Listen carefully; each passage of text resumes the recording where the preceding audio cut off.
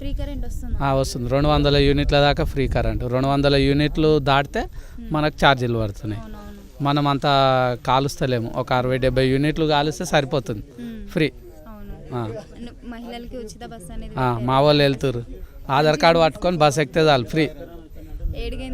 ఏడికైనా తెలంగాణ మొత్తం ఎటన్నా తిరిగి ఆధార్ కార్డు ఉంటే చాలు ఫ్రీ బస్ వాళ్ళకి. మంచిగా. ఓకే, మరి ఇందిరమ్మ ఇల్లు శాంక్షన్ అయ్యింది. అంటే ఇంతవరకు అవ్వలేదు. అయ్యింది, కాక ముగ్గు వేయలే పోస్తాం. ఇవి మీకు ఇప్పుడు శాంక్షన్ అయింది కాబట్టి బాగానే అనిపిస్తుంది. రేవంత్ రెడ్డి గారి పరిపాలన ఎలా ఉంది? మంచిగా ఉంది. మళ్ళీ ముఖ్యమంత్రి గారు రేవంత్ రెడ్డి గారే రావాలంటారా? ఆల్రెడీ మాది ఇంతకుముందు 2007-2008 మాకు కాంగ్రెస్ ఉన్నప్పుడు వైఎస్ రాజశేఖర్ రెడ్డి కూడా వచ్చిండు ఇక్కడికి.